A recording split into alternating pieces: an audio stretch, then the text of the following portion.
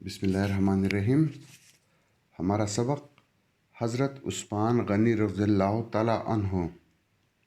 اس سبق کا پہلا لیکچر ہو چکا ہے، آج بقیہ سبق پڑھیں گے۔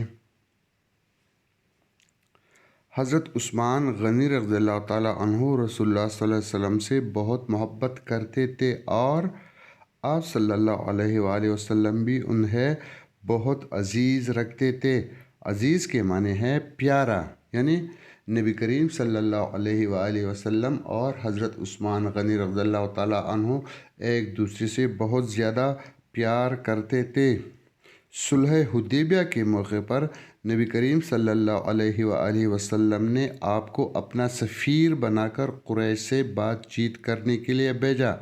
سفیر کے معنی ہے ایلچی یا قاصد یا نمائندہ، یعنی نبی کریم صلی اللہ علیہ وآلہ وسلم حضرت عثمان غنی پر بہت زیادہ اعتماد کرتے تھے اور صلح حدیبیہ کے موقع پر قریش سے بات چیت کرنے کے لیے نبی کریم صلی اللہ علیہ وآلہ وسلم نے حضرت عثمان غنی کو اپنا نمائندہ مقرر کر کے بات چیت کرنے کے لیے بھیجا۔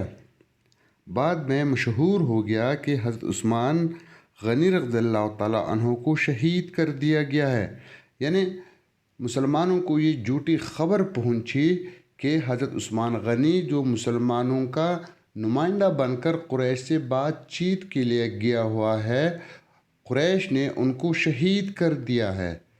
تو نبی کریم صلی اللہ علیہ وآلہ وسلم اور مسلمانوں کو اس بات کا بہت زیادہ دکھ اور صدمہ پہنچا۔ چنانچہ نبی کریم صلی اللہ علیہ وآلہ وسلم نے آپ کے خون کا قصاص لینے کے لیے، قصاص کے معنی ہے بدلہ عوض، یعنی نبی کریم صلی اللہ علیہ وآلہ وسلم کو اتنا دکھ پہنچا کہ انہوں نے حضرت عثمان غنی رضی اللہ تعالیٰ عنہ کے خون کا بدلہ لینے کے لیے صحابہ کرام سے بیعت لی۔ بیعت کے معنی ہے اطاعت اور فرمان برداری کا عہد، یعنی مسلمانوں سے یہ عہد لیا کہ ہم ہر حالت میں حضرت عثمان غنی کے خون کا بدلہ لیں گے، اور اس کو جسے بیعت رضوان کہا جاتا ہے، بیعت رضوان کہا جاتا ہے۔ تو جب حضرت عثمان غنی رضی اللہ تعالیٰ عنہ کے بارے میں جھوٹی خبر مشہور ہو گئی کہ قریش نے ان کو شہید کر لیا ہے، تو نبی کریم صلی اللہ علیہ وآلہ وسلم نے مسلمانوں سے یہ عہد لیا کہ ہم ان کے خون کا بدلہ ضرور لیں گے۔ تو اس بیعت کو بیعت رضوان کہا جاتا ہے۔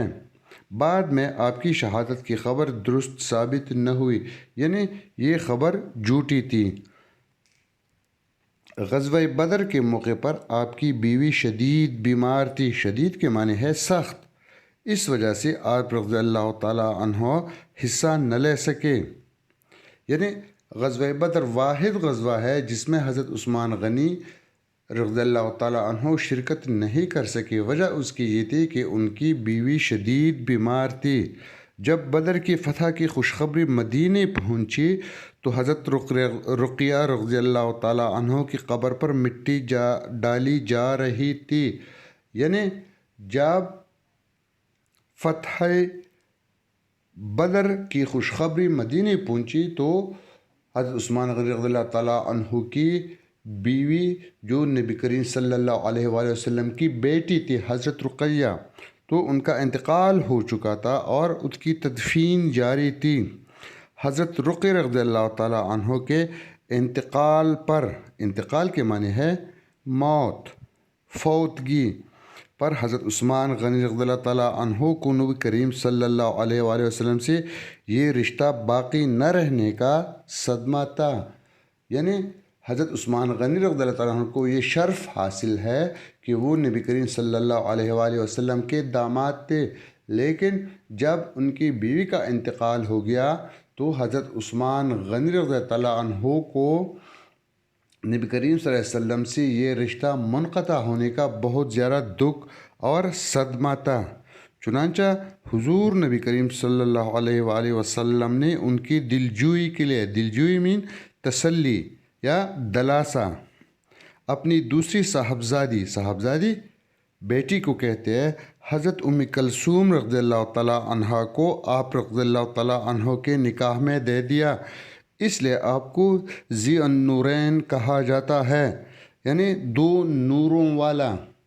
حضرت عثمان غنی رضی اللہ تعالیٰ عنہ کو یہ شرف حاصل ہے کہ نبی کریم صلی اللہ علیہ وآلہ وسلم کے دو صاحبزادیاں ان کے نکاح میں دی گئی تھی، اس لیے ان کو ذو النورین یعنی دو نوروں والا کہا جاتا ہے۔ حضور نبی کریم صلی اللہ علیہ وآلہ وسلم نے اپنی صاحبزادی حضرت رقیہ رضی اللہ تعالیٰ عنہ کا نکاح آپ سے کر دیا تھا۔ آپ رضی اللہ تعالیٰ عنہ نے غزوہ بدر کے سوا تمام غزوات میں حضور نبی کریم صلی اللہ علیہ وآلہ وسلم کے ساتھ شرکت کی تھی۔ تو غزوہ کے معنی ہے کافروں کے ساتھ وہ لڑائی جس میں نبی کریم صلی اللہ علیہ وآلہ وسلم نے بذات خود شرکت کی ہو، ایسی لڑائی کو غزوہ کہا جاتا ہے۔ حضور صلی اللہ علیہ وآلہ وسلم کے وصال کے بعد ان کے سب سے قریبی ساتھیوں میں سے یکے بعد دیگرے، وصال کے معنی ہے انتقال، یکے بعد دیگرے کے معنی ہے ایک کے بعد دوسرا، 4 ساتھی خلیفہ بنے۔ حضرت عثمان غنی رضی اللہ تعالیٰ عنہ ان میں سے تیسرے خلیفہ تھے۔ ان کے زمانۂ خلافت میں مسلمانوں نے بہت سے علاقے فتح کیے۔ اسی دور میں مسلمانوں نے سب سے پہلے سمندری جنگ بھی لڑی، یعنی نبی کریم صلی اللہ علیہ وآلہ وسلم کی وفات کے بعد ان کے 4 ساتھیوں میں سے حضرت عثمان غنی تیسرا ساتھی ہے جو خلیفہ بنے۔ ان میں سب سے پہلے حضرت ابوبکر صدیق خلیفہ تھے، دوسرے نمبر پر حضرت عمر فاروق تھے، تیسرے نمبر پر حضرت عثمان غنی اور چوتھے نمبر پر حضرت علی رضی اللہ تعالیٰ عنہ، اور ان کو خلفائے راشدین کہا جاتا ہے۔